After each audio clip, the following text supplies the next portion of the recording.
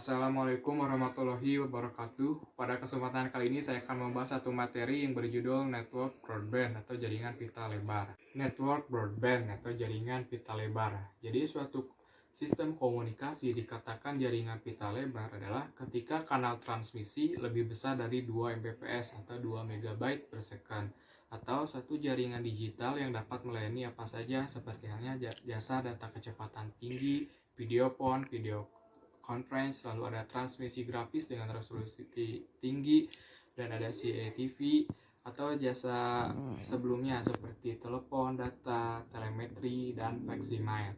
Nah, lalu mengapa sih broadband? Nah, yang pertama konversi atau digitalnya, yang dimana sinyal digitalnya itu lebih tahan noise ketimbang sinyal analog. Lalu dari segi hardware itu tidak terbatas untuk telepon saja.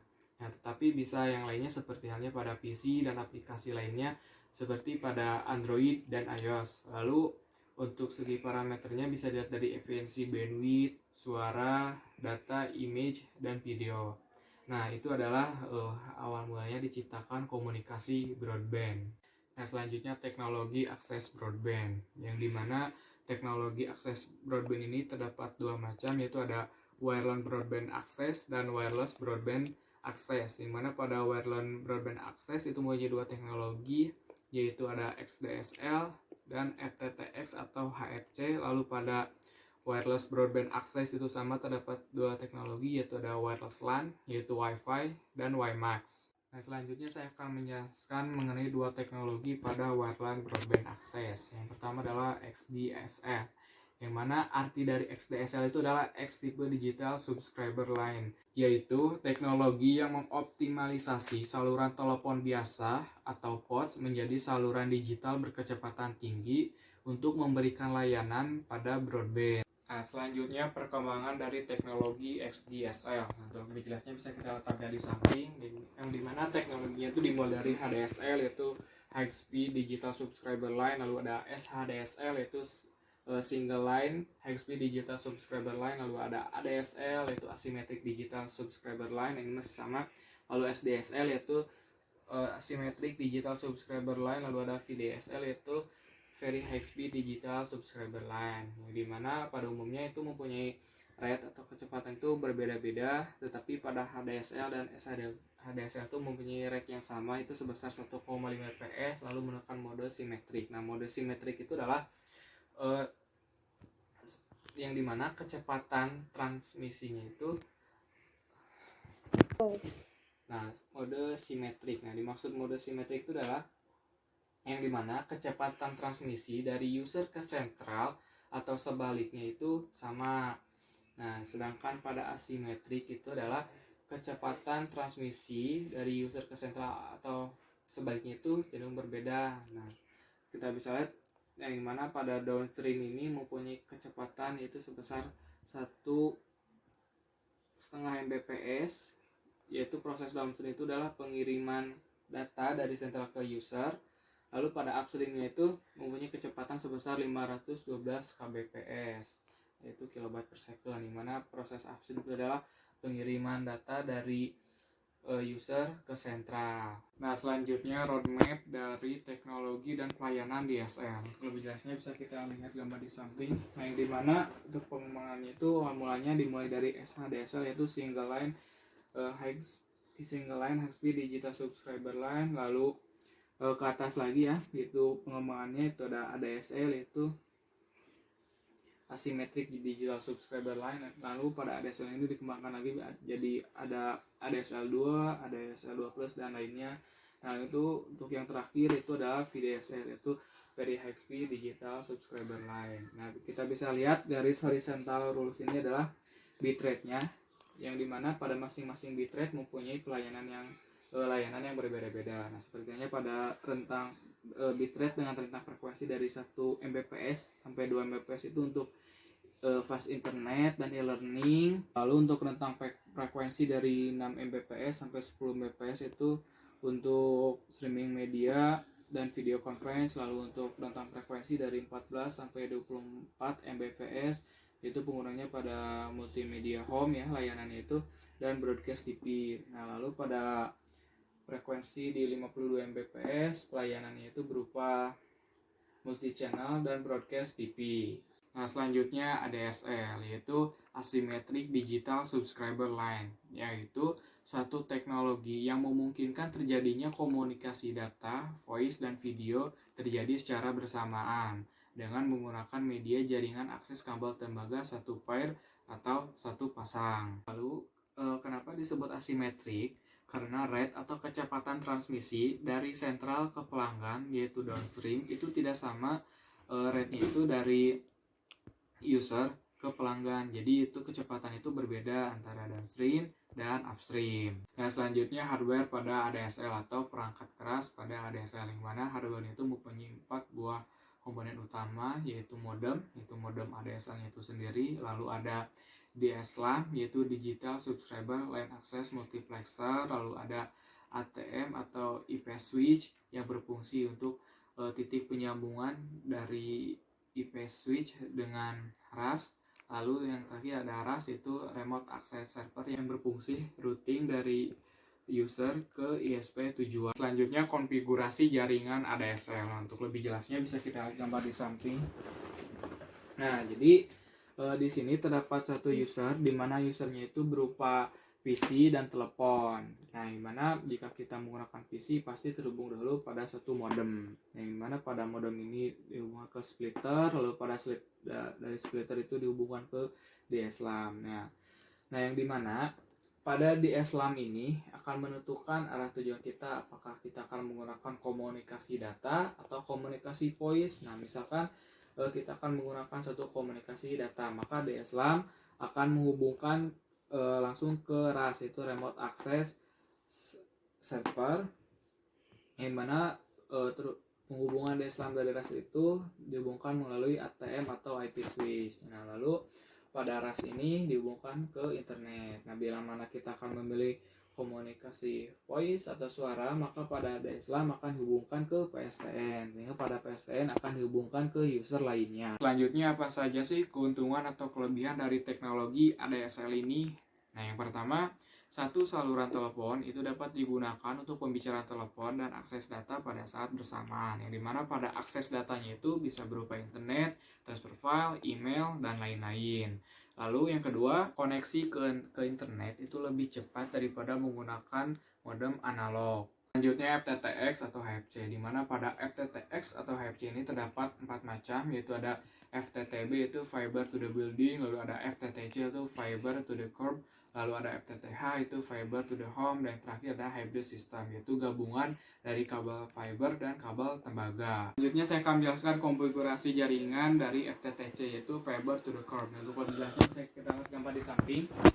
Nah, jadi di sini terdapat satu building, yang dimana building tersebut merupakan CO, yaitu adalah center office. Nah, bisa kita lihat di sini terdapat 4 buah garis putus-putus yang menghubungkan dari CO ke user, yang dimana garis putus-putus ini adalah kabel fiber optik, yang dimana pada keempat user ini menggunakan modem ADSL, yaitu dengan bitrate 1-7 Mbps dengan cakupan 12 kV.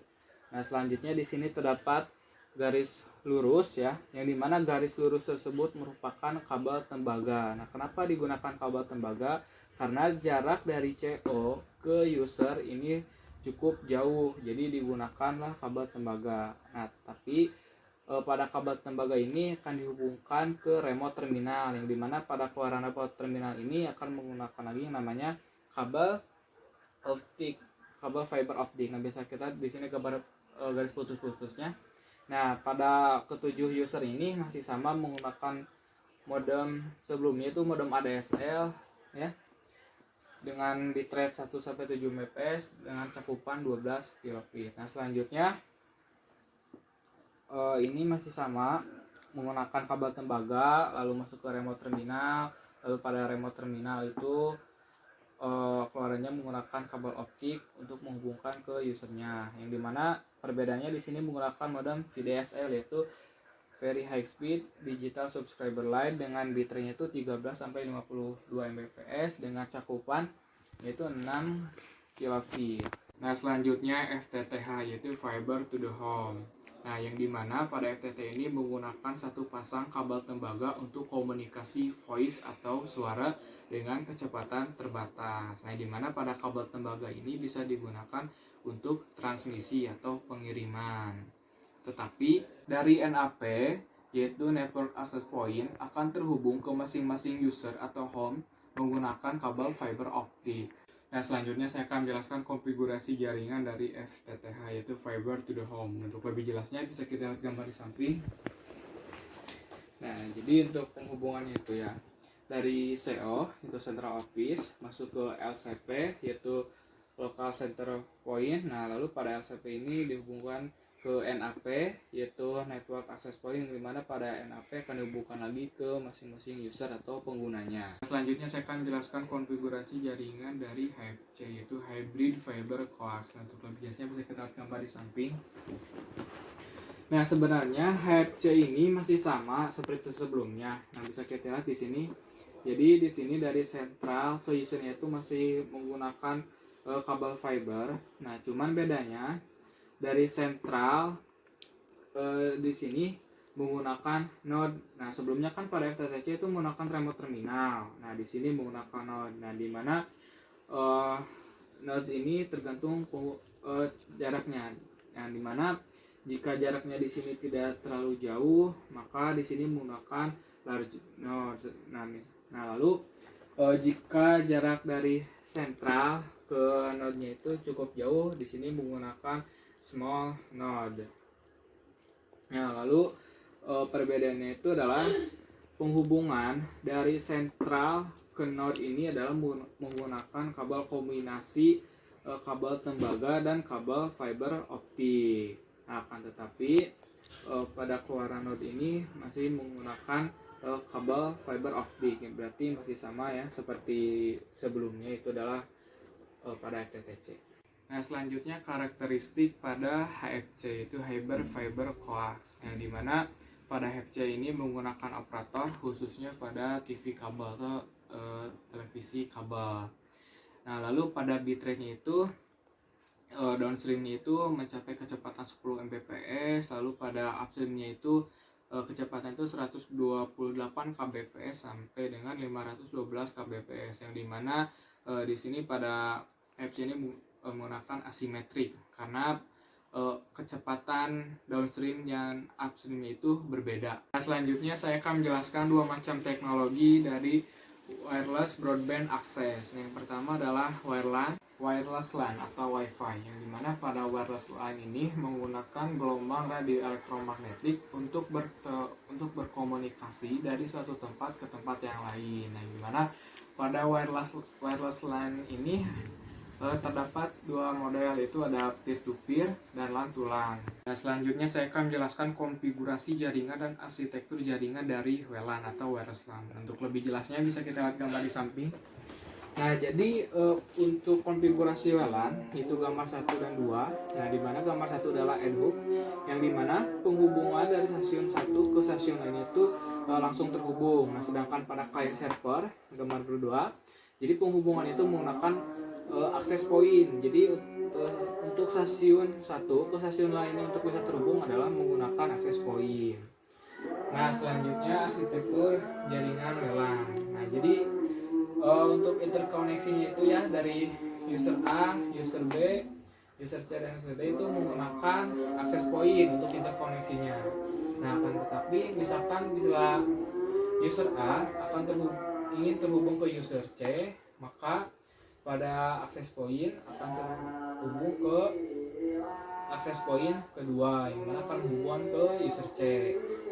Nah, lalu apa sih keuntungan atau kelebihan dari wireless LAN ini ketimbang dari wired LAN? Yang pertama itu adalah plug and play, jadi penggunaan itu dapat digunakan secara langsung. Nah, selanjutnya untuk kecepatan instalasinya, yang dimana penggelaran jaringan kabel itu membutuhkan waktu yang lama, sedangkan pada wireless LAN ini cenderung lebih cepat. Nah, selanjutnya hotspot.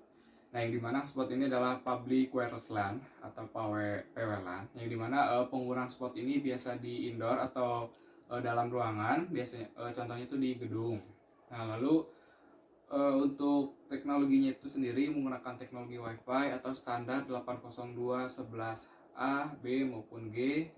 Lalu untuk rentang kecepatannya itu dari 11 sampai 54 Mbps. Nah, selanjutnya WiMAX, yang dimana WiMAX ini adalah satu teknologi broadband yang menggunakan standar IEEE 80216. Panjangan dari WiMAX adalah Worldwide Interoperability for Microwave Access. Nah, lalu pada WiMAX ini dikembangkan dan distandarisasikan oleh Forum WiMAX dengan standar 80216. Nah, lalu pada WiMAX ini berfokus pada frekuensi 6 GHz pada pita radio. Nah, selanjutnya kelebihan dari WiMAX yang dimana pada WiMAX ini sudah mendukung triple play, lalu Wi-Fi and mobile backhauling application dalam satu infrastruktur. Nah, lalu pada WiMAX ini dengan kapabilitas data dengan kecepatan yang sangat tinggi. Selanjutnya penggunaan WiMAX. Nah, penggunaan WiMAX diantaranya untuk rural community, konektivitas kampus, komunikasi lepas pantai, dan lain sebagainya. Dan di sini saya akan menjelaskan salah satu contoh arsitektur jaringan pada WiMAX ini, khususnya pada rural community. Untuk lebih jelasnya bisa kita gambar di samping. Nah, jadi pada rural community di sini terdapat satu residence atau perumahan atau pemukiman yang dimana pada pemukiman ini dihubungkan oleh satu buah tower atau antena. Nah, yang nantinya masing-masing user tersebut akan dihubungkan ke internet atau ke PSTN. Nah, mungkin itu saja materi yang saya dapat sampaikan mengenai jaringan pita lebar. Terima kasih sudah menonton. Wassalamualaikum warahmatullahi wabarakatuh.